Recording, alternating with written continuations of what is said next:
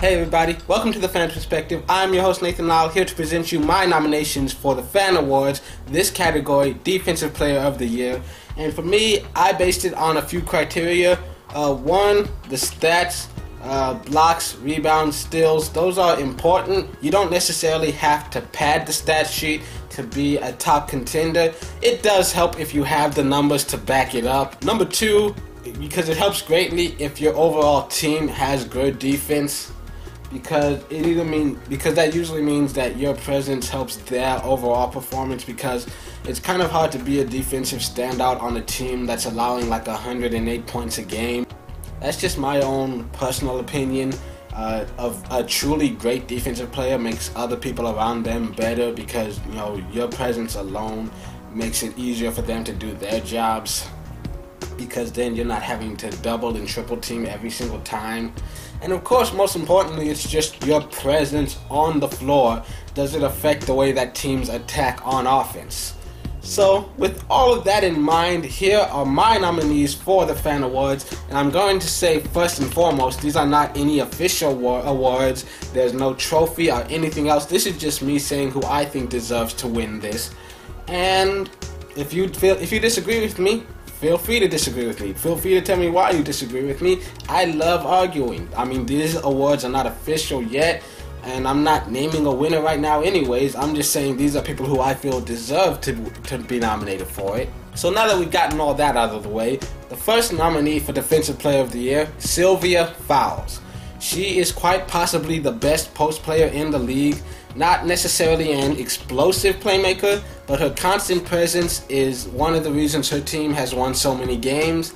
The Sky are one of the best defenses in the league. She's having the best season of her WNBA career, as she leads the league with a career high 11.7 rebounds a game, while averaging 7.7 defensive rebounds a game, which is second only to Candace Parker. She's also second in the league with 2.4 blocks per game, and the Sky lead the league with an average of 6.65 blocks per game. The Sky are third in the league in rebounds per game and only percentage points behind the Liberty and Lynx. Next is McCoughtry. She's an aggressive defender who leads the league with 3.33 steals per game, but she's also one of the leaders in turnovers, so the steals to turnovers ratio is very low. She doesn't crash the boards and rarely alters shots. She's a pickpocket, but her contributions to the team is much bigger on offense, and I feel like her defensive presence, while it is good, she is a not good defender. It's not great, it's not amazing, and while the Dream have played good defense all year, I think people are giving too much credit to McCoughtry and not enough to some of her teammates. And I consider Angel a nominee only because she has overwhelming fan support, but I feel like there are others who deserve it a little more, so she's kind of like a long shot for me right now. Next, you've got McCoughtry. She has been named Defensive Player of the Year so often that the award should probably be named after her. The team started slow, but now she's back to her old self, and she's second in the league with 3.07 steals per game. She's ninth in the league with 1.07 blocks per game. The team is 10th in the league in both rebounds and blocks per game, but not everything shows up on the stat sheet. They've been doing a much better job holding opponents to lower scoring totals recently. Next, you've got Brittney Griner. Griner's presence on this list is very easy to explain. She's a dominant presence in the post who is very hard to shoot over. She leads the league with 2.83 blocks per game, and when she isn't blocking shots, she's forcing players to either adjust in midair or just throw it to someone else. But she doesn't get as many steals, and her rebounding has been surprisingly poor considering the fact that she's 6'8". Next, we have Candace Parker. She is fourth in the league with an average of 9.1 rebounds per game, but averages a league-high 8.1 defensive rebounds per game. She's also third in the league with 2.18 blocks per game. Her presence in the post is undeniable, and even when she isn't hitting her shots, her constant defensive efforts are part of the reason the Sparks have such a great record this season. So those are some of the main people. So these are a few late entries, and after I already recorded this and stuff, I decided I wanted to add a few more names just so there's a bigger pool to choose from. So I don't have as much information for these names. I'm gonna throw a few stats at you. First of all, we've got Tina Thompson. The Seattle Storm might not get all the glory stats, but they do well in the most important defensive areas. They hold their opponents to low point totals and low shooting percentages.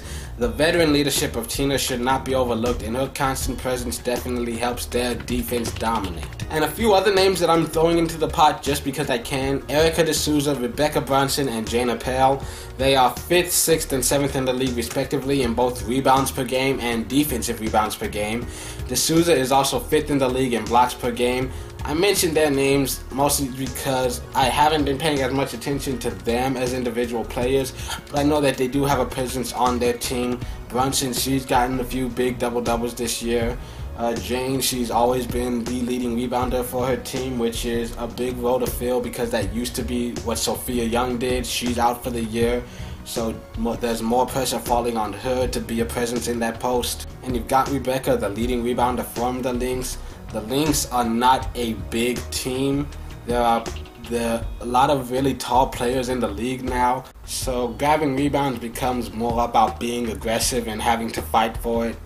And then you've got D'Souza, who is a huge presence in the middle for the Dream. They are one of the best defensive teams in the league. Some would argue the best. And D'Souza, for me, the few times that I actually watched this team play, because I haven't been drooling over them as much as a lot of other people have this year. When I watch them play, I see D'Souza in the middle, and I see her having a huge impact on the way that the opposing offenses will attack. And I feel like she is a bigger presence, defensively speaking, than McCoughtry. She's the one who gets the attention because she forces turnovers and they go on runs. But I feel like D'Souza is a good, constant defensive presence, and she deserves at least mention. So that's it. Those are my nominees for the Fan Awards for Defensive Player of the Year. Leave me comments. Let me know what you think. Do you agree with them? Is there anyone you think I've missed? Most importantly, tell me why. Because if you just say, oh, blah, blah, blah deserves it because she's the best and you suck, then I'm probably just going to completely ignore your comment.